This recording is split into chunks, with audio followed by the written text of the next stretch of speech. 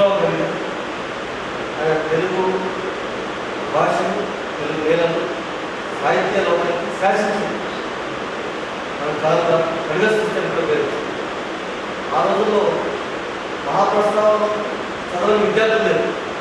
అంటే 10th intermediate degree college ఇంకా మహాప్రస్థానం చదవలేదా అనే పరిస్థితి. మహాప్రస్థానం తర్వాతనే కమ్యూనిస్ట్ రంగం అడుగుపెట్టారు. ఏదేమైనా శ్రీరంగం దివసంలో రాజీ లేని కవిత్వ ఉద్యమకాలు ఏ పాలక వర్గాల దగ్గర తలవంచలేదు. లేకపోతే అవార్డుల కొరకు రివార్డుల కొరకు పాలక వర్గాల పంచన చేరుకోలేదు. ఆయన సమకాలీకులు చాలామంది ఉన్నారు. వాళ్ళు తలవంచి రకరకాల పదవులు తీసుకున్నారు, రకరకాల అవార్డులు తీసుకున్నారు. కానీ ఆయన జనం పక్షాన, ప్రజల పక్షాన, విప్లవం పక్షాన చివరిగా ఉన్నారు. అందుకని ఆయన మహాకవి గారు ప్రపంచాన్ని శాసించాల కమ్యూనిజం కూడా ఆయన కవులకు ఆయన వేసిన సాహిత్యం జరగని ముందు ఉంది. ఇప్పటికి కూడా ఆయనను దాటి ఇంకో కవి ఇంకోవలసింది. ఆయనను ఆసరా తీసుకుని గద్దలు క్రియేట్ అయిన గద్దలు వాక్యాకారం, గద్దలు మంచి పాటగాడు, వంగపడిన గద్దలు ఇంకా పూర్తి చేశారు. కానీ శ్రీశ్రీ గారు నిబద్ధత ఉన్నాడు. ఎన్ని ఆంక్షలున్నా, ఎన్ని నిర్మాణాలున్నా తను నమ్మిన సిద్ధాంతం కొరకు చివరిదాకానే ఉంటాడు. చాలామంది మధ్యలో అటు దొరికినా ఆయన మాత్రం అదే కమిట్మెంట్ ఇస్తున్నాడు. శ్రీశ్రీ సాహిత్యం నేటి తరానికి అందించాలి. శ్రీశ్రీ గారి గ్రంథాలు, వారు రచించిన పుస్తకాలు అనేక గ్రంథాలయాలలో భద్రపరచాల. 2 రాష్ట్రాల్లో కూడా వారి సంకలనాలు, వారు రచించిన గ్రంథాలు ఏదో లిమిటెడ్గా అర్చేస్తున్నారు. షాంపుల్గా ఇంకా ఎక్కువ ముద్రించాలి. కనుక ఆయన ఆశయాన్ని కొనసాగిద్దాం. ఓపికలు చదవాలా, రాయాలా. అప్పుడే వారిని ఆశయాలను కొనసాగించిన వాళ్ళకి శిల్పలింగన మేడం సార్స్ కొనే సాహిత్యం వారిని మనం చదవాలా. మళ్ళా మనం కూడా కొంత అనుకరించి రాయాలా. వారి ఆశయాన్ని కొనసాగిద్దాం. నేను నిజామాబాద్ ఎగ్జామినేషన్ బోర్డ్ సెక్రటరీ. ఈరోజు 10th క్లాస్ రిజల్ట్స్ మనస్ఫూర్తిగా అభినందనలు చేస్తున్నాను. పైకి శ్రీశ్రీ గారి కవిత్వం ఒక్కొక్క పదం ఒక ఉద్యమాన్ని ప్రేరేపిస్తూ ఉత్సాహాన్ని నింపుతూ శ్రామిక జనానికి సాహిత్యం అందించారు. నేను సైతం రోజు రోజుకు నివంతుగా నిశ్చిమోశాను. పట్టణాలలో, పల్లెటూళ్ళలో, బట్ట బయలు, కొండల గోడలు, ఎడారులందు, సముద్రమందు, అడవుల వెంట అగర్తలంటూ ప్రపంచమంతా ప్రతిధ్వనిస్తూ తన రాసిన కవితను ఆనాడు ఒక సంస్కృత భాష నుంచి సరళంగా తీసుకొచ్చిన ఏదైనా కవిత్వాన్ని మనం సున్నితంగా, అంటే ప్రజలకు అర్థమయ్యే భాషలో రాయొచ్చనే దాంట్లో కుక్కపిల్ల, అగ్గిపుల్ల, సబ్బుబిల్ల, కాలేని కవిత కనర్హం అనే భాషలో తను రాయొచ్చని కవి తన శతాబ్దాన్ని ప్రకటించుకున్నాడు. ఆ శతాబ్దంలో శ్రీశ్రీ 10 సంవత్సరాలు ఇది నాదే అని ప్రకటించుకున్న ఘనత ఏ కవికి లేదు. తను సినిమాలలో అనేక పాటలు రాశారు. దాంట్లో ఒక పాట తెలుగు వీరదేవరా అనే ఒక పాట. వీరదేవరా అనే పాట సినిమాకు రాసిన తర్వాత వారు ఇచ్చిన డబ్బులు చెక్ రూపంలో ఇచ్చిన తర్వాత ఆ చెక్కు విడుదల కాకుండా అప్పు తీసుకున్న తర్వాత తనకు 5,000 బాకీ అప్పై ఆ పాట రాసినందుకే. ఆ చెక్కు బ్యాంకులో పెట్టి డబ్బులు తీసుకున్నాడు, అది మర్చిపోయాడు. ఆ తర్వాత దాన్ని వడ్డీ ఇస్తే 5,000 రూపాయలు పైనుంచి ఆయనకే అప్పు పడ్డదని చెప్పేసి తను రాసుకున్నాడు తన చరిత్రలో. ఈ తెలుగు వీరదేవరా పాట. తెలుగు వీరదేవరా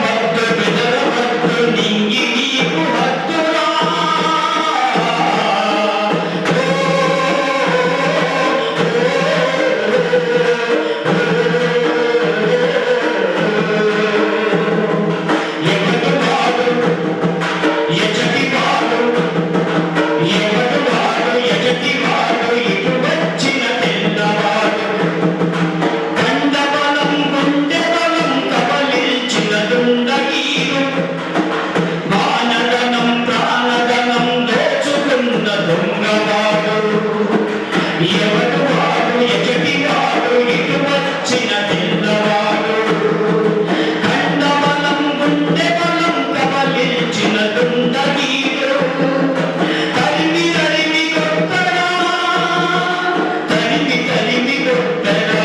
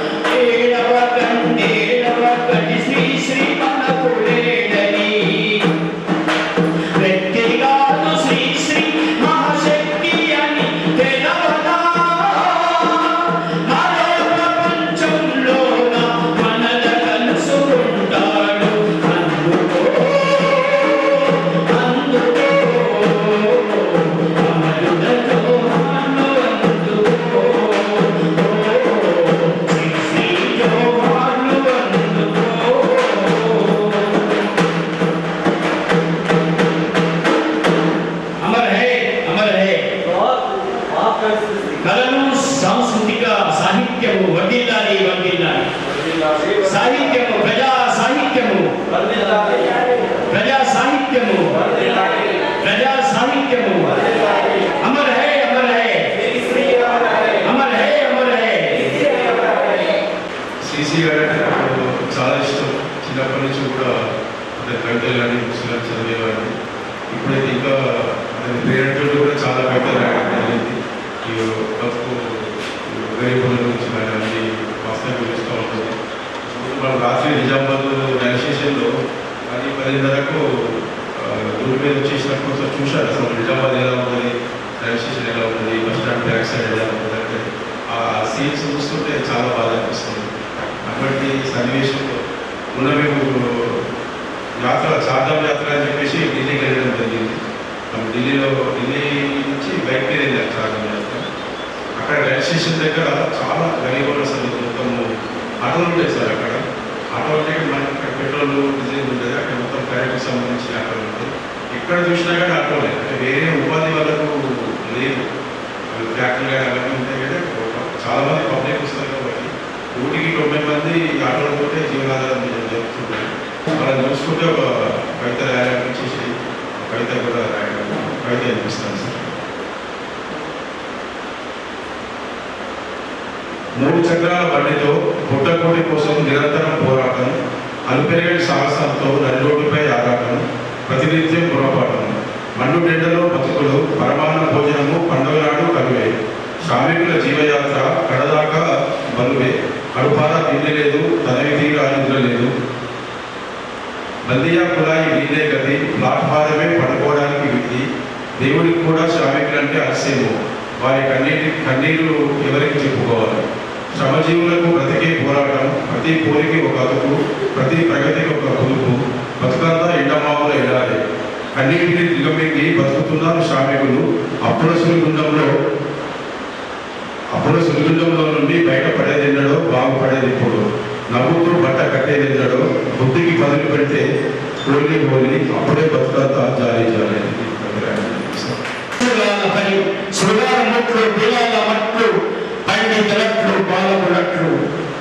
శ్రీశ్రీ గారి ఒక కుర్రూతలుపే పదాలు, ఆ పదాలతో అప్పుడు యువకులంతా ఆ పదాలే పట్ల వెళ్ళిపోయారు.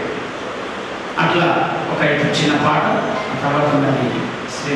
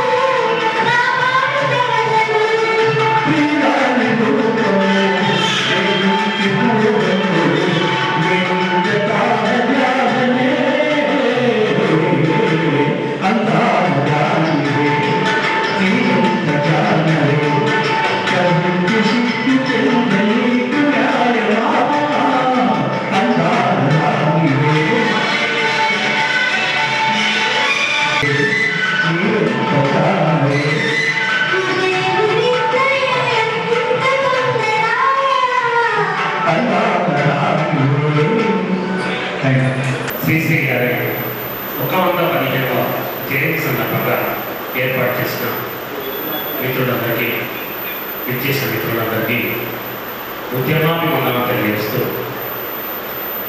వీరి యొక్క మహాప్రస్థానాన్ని 99లో చదవడం జరిగింది. చదివిన తర్వాత కవిత రాయడం జరిగింది. అప్పుడు ఒకే రకమైన కవితలు వచ్చాయి. ఎందుకు? ఒకే కవిత చదివిన కాబట్టి. కన్నడానికి ఉధృతం ఉన్న కవితలు వచ్చినాయి, ఉధృతమైన పదాలు వచ్చినాయి. అప్పుడు చాలామంది మిత్రులు ఉన్నారు, అలా కాదు, నువ్వు కవిగా నిలదొక్కుకోవాలంటే ఒక 10-15 మంది కవులై, ఉత్తమ కవులై చదవాలి. అది చదివితేనే నీకు నీ యొక్క ప్రత్యేకమైన పాత్ర ఉంటుందని చెప్పడం జరిగింది. అదేవిధంగా చదువుతూ చిన్నగా కవిత రాయడం పెట్టడం జరిగింది. ఇంకోటి ఏంటంటే 2002లో నేను తెలుగు పండితులుగా చేరిన తర్వాత మాకు నెలకొకసారి టీసీ మీటింగ్ ఉంటుంది, టీచర్లందరినీ మీటింగ్ ఉంటుంది, తెలుగు పండితులు ఉంది. అందులో సమావేశంలో ఒకసారి పుస్తక సమీక్ష రాయమంటే నేనే రాసుకోవడం జరిగింది. ఒక 5-6 పేజీలు రాసుకుపోయాను. అంటే దాన్ని రాస్తున్నాను అంటే ఎంతో చదువుతాం. 1-2 సార్లు 3 సార్లు చదవడం జరుగుతుంది. మన అందులో ఎన్నో సందేశాలు, మహాకవులైన ముందు మాటలు మరియు తన యొక్క కవితలు, ఆ కవితలు విశ్లేషిస్తూ రాయడం, ఇవన్నీ నాకు ఒక మహాప్రస్థాన పుస్తకం చదవడం వల్లనే రావడం జరిగింది. తర్వాత ఒక 50 వరకు పుస్తక సమీక్షలు కూడా చేయడం జరిగింది. కానీ ముందు మొట్టమొదటిగా నేను చదివింది, పుస్తక సమీక్ష చేసింది, మంచి కవిత చదివింది కూడా శ్రీశ్రీ గారు. వారే నాకు మొట్టమొదటి కవిగా నాకు పరిచయం. ఈరోజు తెలియగానే ఈ కార్యక్రమం ఉందంటే మరి 10వ తరగతి ఫలితాలు కొంచెం లేటునే అంటే మనకు తెలిసి వరకు అప్పుడప్పట కవిత రాయడం జరిగింది. కత్తి పట్టని కవన యోధుడే కానీ కత్తి పట్టలేదు. కానీ కత్తి పట్టడానికి ఎంతమందినో తయారు చేసిన వ్యక్తి. కవితలకు తొగ చూపిన మొట్టమొదటి పాఠశాల. కనిపించే ప్రతిదీ కవితా వస్తువులేని నిరమించిన జ్ఞాని. కవితా నీళ్లను పారించిన జీవనది. తన కవనంలో పేర నృత్యాన్ని చేయించిన నాట్యాచార్యులు. మెల్లిగా సాగిన కవిత్వాన్ని గుర్రాల్లో ఉడకలు పెట్టించిన రౌతు. మాటల కూటలను ఇడిసి పదాల మత్తులు చదివిన తపస్వి. అవినీతిని తన కవనపు కళతో తరిమిన గుర్ఖ. 2 అక్షరాల పేరును కవితా నిండుకుండా పదాల తీయని పళ్ళ రసాలను తాగించిన నిండైన మామిడి చెట్టు. అవినీతి అన్యాయాల మూల కుక్కలను కవితారాలతో తరిమిన వీరుడు. కవి జీవినే కవితా వస్తువుగా ఎంచుకున్న మరో వాల్మీకి. నా జీవితపు మొదటి కవిత మాస్టర్. ఈ యొక్క కవితను రాయించిన మరి సిబ్బలింగం గారికి అవకాశం ఇచ్చిన మీ మిత్రులందరికీ ధన్యవాదాలు తెలియజేస్తూ నా యొక్క పరిశ్రమ ధన్యవాదాలు. కళా కహల హలా హలిలో కలిసిపోతి కరిగిపోతిని కాదరాకే కదిలిపోతిని. ఒక్కొక్క పదం మనిషిని ఒక కట్టిలేచుకొని మొట్టమొదలు నిజామాబాద్లో విద్యార్థి ఉద్యమాల్లో పాల్గొని శ్రీశ్రీ కవితని తన గొంతులో నింపుకొని ఒక ఉద్యమాలకు ఊపిరి వేస్తూ ఆనాడు పీడిఎస్సీలో పనిచేసి నిజామాబాద్లో ఎన్నో భూములని కర్పూర హారతిలా కాకుండా మన నిజామాబాద్కు దక్కించి ఇంకా సమరయోధులుగా పోరాటం చేస్తున్న సాయి కుమార్ గారు తన గళాన్ని వినిపించాల్సిందిగా కోరుతున్నారు. మహాకవి శ్రీశ్రీ గారి యాదిలో వారి యొక్క జయంతి నిర్వహిస్తున్నటువంటి కవులు, ముఖ్యంగా కవి అరుణోదయ కళా అకాడమీ సంస్థ నుంచి ప్రజా కళాకారులు అయినటువంటి నిజామాబాద్ ముద్దుబిడ్డ మన యొక్క సిబ్బలింగం గారికి మొట్టమొదటి వేసారి వారికి ధన్యవాదాలు తెలియజేస్తా ఉన్నాను. తెలుగు రాష్ట్రాలే కాదు, భారతదేశ జాతీయులు యావత్తు గర్వించదగినటువంటి కవి. దేశంలో మహాప్రస్థానంతో మొదలెట్టి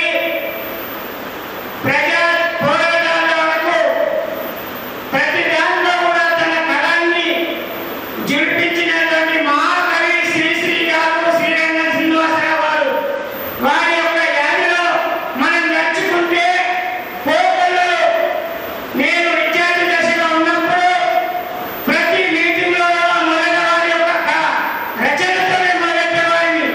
ఏమిటి అని అంటే కొంతమంది యువకులు పుట్టుకొత్త వృద్ధులు, మరికొంతమంది యువకులు జీవన భావన, జీవన బృందావన నిర్మాతలు. దాని అర్థము కొంతమంది యువకులుగా పుట్టిన వారి లోపల చైతన్యం ఉండదు, వారి ఆలోచనలన్నీ కూడా వృద్ధుల కంటే ఘోరంగా. ఇంకొంతమంది ప్రతి ఆలోచన కూడా ప్రజలతో మమేకమై ప్రజల అండరించి వారి యొక్క తెలివితేటల్ని ప్రదర్శించడంలో వారు చెప్పినటువంటి ఆ వాక్యాన్ని యువతరమా మేలుకో, నవతరమా మేలుకో అని వారు ఇచ్చినటువంటి సందేశాన్ని ప్రతి అదే కాదు సినిమా రంగంలో ఉన్నా కూడా సినిమా రంగాన్ని ఆయన శాసించారు తప్ప సినిమా రంగం ఆయన శాసించలేదు. అలాంటి వ్యక్తి ఎలాంటి ప్రలోభాలకు లొంగకుండా తన కళాన్ని ఎలాంటి ప్రలోభాలకు గురి చేయకుండా మొక్కవోని ధైర్యంతో ముందుకు సాగినటువంటి మహాయోధుడు శ్రీశ్రీ గారి జయంతిని జరుపుకోవడం చాలా మన యొక్క అదృష్టము. ఆ సందర్భంగా శిల్పలింగన్న గారు మనకి ఇచ్చినటువంటి అవకాశం ఇంకా గొప్పది. అంతేకాదు ఒక్కో రచనలో ఈయన తెలుగు సాహిత్యాన్ని జాతీయ స్థాయిలో ఉత్తమ గీతంగా గుర్తించినటువంటి తెలుగు లేఖలలో బ్రిటిష్ సామ్రాజ్యాన్ని ఆయన చాలా చక్కగా ప్రజల పోరాటాలకు భయపడేది లేదు. బ్రిటిష్ వారు ఎన్ని ఎత్తివేసినా ఈ ప్రజా పోరాటంతో ఎదుర్కొంటామనేటువంటి తెలుగు లేఖల దీక్షభూమి సాధన మొక్కవోని ధైర్యంతో అనేటువంటి వారి స్ఫూర్తి, వారి యొక్క పాటలో వాడినటువంటి పదాలు ఇప్పటికి కూడా తెలుగు నేలపైన ఎక్కడికి వెళ్ళినా ప్రజలు ఆ పదాన్ని ఇప్పటికీ గుర్తించుకుంటారు. ఆ పాట వింటే వాళ్ళంతా చల్లరిస్తుంది. అలాంటి ఒక గొప్ప కవి, కళాకారుడు ఆయన జీవితాంతము ఆయన రచనని ఈ యొక్క నేల మీద పాలించి తన కళంతో ఈ జనాలకు బలాన్ని, రక్తాన్ని ప్రసాదించినటువంటి గొప్ప వ్యక్తి శ్రీశ్రీ గారు. వారి యొక్క జయంతి సందర్భంగా ఈ రోజు ఈ కార్యక్రమంలో పాల్గొన్నటువంటి మిత్రులకు అందరికీ కూడా నా యొక్క శుభాకాంక్షలు, వారి యొక్క ధన్యవాదాలు తెలియజేస్తూ ముగిస్తున్నాను. జై శ్రీశ్రీ జయంతి సభా నిర్వాహకులు మహాకవి శ్రీశ్రీ 150వ జయంతి వేడుకల్ని నిర్వహిస్తూ ఉన్నాం. ఇలాంటి కార్యక్రమాలు నిర్వహించేటువంటి సందర్భంలో సాహిత్య సంస్థలు ముందుకు వచ్చి కార్యక్రమాలు నిర్వహిస్తే శ్రీశ్రీ చూపినటువంటి ఆశయాలు మరింతగా కూడా జనసమూహంలోకి వెళ్ళడానికి అవకాశం ఉంటుంది. సాహిత్య సంస్థలు ఇలాంటి కార్యక్రమాలు చేయనప్పటికీ శిల్పలింగం గారి ముందుకు వచ్చి శ్రీశ్రీ లాంటి మహాకవుల యొక్క జయంతులు కానీ వర్ధంతులు కానీ తన భుజాలను వేసుకుని కార్యక్రమాలు నిర్వహించడం నిజంగా సమాజానికి స్ఫూర్తివంతంగా ఉంటుంది. ఇంకా మరింత ప్రణాళికతో ఇలాంటి కార్యక్రమాలు చేసినప్పుడు కవులు, కవిత్రులు మరి ఇలాంటి వారిని స్ఫూర్తిగా తీసుకున్నటువంటి ప్రజలు కూడా ముందుకు వచ్చి కార్యక్రమాల్లో భాగస్వామ్యం అవుతారు అనేసి తెలియజేస్తూ మహాకవి శ్రీశ్రీ గారు అటు సినిమాలు రాసినటువంటి పాటలు కానీ సాహిత్యానికి సంబంధించి చేసినటువంటి కృషి కానీ అనవచనీయం. ఎంత చెప్పుకున్నా కూడా తక్కువే. మరి అలాంటి వారు మనందరికీ కూడా స్ఫూర్తిగా నిలవాలి. మనమందరం కూడా మహాకవి శ్రీశ్రీని ఆదర్శవంతంగా తీసుకొని ముందుకు వెళ్ళాలి అనేసి కోరుకుంటూ ఇలాంటి కార్యక్రమాలు నిర్వహిస్తున్నటువంటి శిల్పలింగం గారికి నేటి పక్షాన ప్రత్యేకంగా ధన్యవాదాలు తెలియజేస్తూ ధన్యవాదాలు. పల్లెటూళ్ళు వదిలి వచ్చిన బ్రతుకు అవస్థ పాలు అవుతుంటే అటువంటి వారిపైన రాసిన కవితలెన్నో. తను ఎక్కడ కూడా పిల్లల మీద, వృద్ధాప్యం మీద, పోరాటం మీద, వర్షాల మీద అనేకమైన యుద్ధాల మీద తన కవితలు రాసిన ఉంది. తలుపు బల్లెం హారతి పల్లెం గుర్రె కల్లెం కాదేని కవిత కనహం నేను శిల్పమనహం అనే అనేకమైన పదాలని వాడుతూ తను ఒక కవిగా ముందుకెళ్తూ అనేకమైన తన జీవితాన్ని తను మామూలుగా కవిత కాకుండా హాస్యాన్ని కూడా చాలా పండిస్తుండే. మేము శ్రీశ్రీ చూసే భాగ్యం మాకు కలిగింది. మేము ఒకసారి విరసం సభలోకి వెళ్ళినప్పుడు ఒక చిన్న హాస్యం, ఇద్దరు పల్లెటూరు వాళ్ళు వచ్చి విమానం ఎగురుతుంటే ఇద్దరు మాట్లాడుకుంటుంటారు. ఆయన చెప్తారు, ఈ విమానంకు పైకి ఎగిరిన తర్వాత అంటే ఈ విమానం ఇంత పెద్ద విమానం ఉంది కదా, దీనికి ఎంత లాభపడుతుందో అని ఒక ఆయన అంటారు. ఇంకొక ఆయన ఏమంటారంటే విమానము చిన్న ఎదుర్కొన్నప్పుడు రంగు బాగా పడుతుంది, పైకి ఎగిరిన తర్వాత చిన్నగా కనపడుతుంది, గంటే చిన్నగా కొద్దిగా ఇంత బ్రష్తో నట్టుది అయిపోతుంది. సముద్రం అటు నిలబడ్డప్పుడు ఒక ఇసుక తోడేస్తున్న ఓడ ఉంటుంది. దీన్ని ఏమంటారంటే ఆయన ఒకటి ఇంజనీర్ ఒక పెద్ద పదం వాడతాడు. ఇది ఏంటంటే నీకు అర్థమైందంటే ఏది తపోడ, ఇది ఇసుక తప్పేది ఓడ తపోడ గిరికే తపోడ అంటే తప్పేది ఓడ కదే అని పెద్ద పెద్ద పదాలతో చెప్పిన మాటని తపోడ అని చెప్పేసి అట్లాగనే అధిక ధరల మీద ఒక చిన్న హాస్యం. ఇద్దరు హోటల్లో కూర్చుంటారు. కూర్చున్న తర్వాత ఇడ్లీ తీసుకురావయా, సరే సార్. వాడు వచ్చి అక్కడికి సామాన్ చదువుకుంటూ వెళ్ళిపోతుంటారు. చాలాసేపు అయింది. ఏమైనా ఇడ్లీ చెప్పేగా తెలియదంటే, ఏ సార్ నేను తెచ్చి అర్ధగంట అయితే నీకు చూడలేదా అది ఎక్కడ కనబడుతున్న ఇడ్లీ అంటే 2 చెంచాలు రేపు చూపిస్తాడంటే చిన్నగా ఉంటాయి ఇడ్లీ, రేట్లను పెరిగిపోతున్నాయి, ఇడ్లీ సైజు తగ్గుతుంది అనేది చిన్న హాస్యంగా తన రేట్ల మీద ఈ వస్తువుల మీద చెప్పిన సంఘటన. మామూలుగా విరసం సభలో తను ఒక బట్టి పల్లి బట్టలుగా నిలబడి పల్లికే వచ్చుకుంటూ దిగుంటే శ్రీశ్రీ చాలా గొప్పడు కదా అని చెప్పేటప్పుడు అది సింపుల్గా మామూలుగా ఈ సభలలో కూడా నిలబడి మాట. తర్వాత చంద్రశేఖర్ గారు తన సందేశాన్ని ఇవ్వాలని కోరుతున్నాను. రచయిత రోజు ఎంతో పవిత్రమైన రోజు, చాలా చరిత్రలో నిలిచిపోయే రోజు. ఒక మహానుభావుడు ఎంతోమంది ఈ స్ఫూర్తిదాయకంగా నిలిచినటువంటి గొప్ప వ్యక్తి అయినటువంటి మహాకవి శ్రీరంగం శ్రీనివాస్ గారి 115వ జయంతి సందర్భంగా ఏర్పాటు చేసినటువంటి కార్యక్రమంలో పాల్గొన్నటువంటి ప్రతి ఒక్కరికి కూడా నా యొక్క హృదయపూర్వక శుభాకాంక్షలు, ధన్యవాదాలు.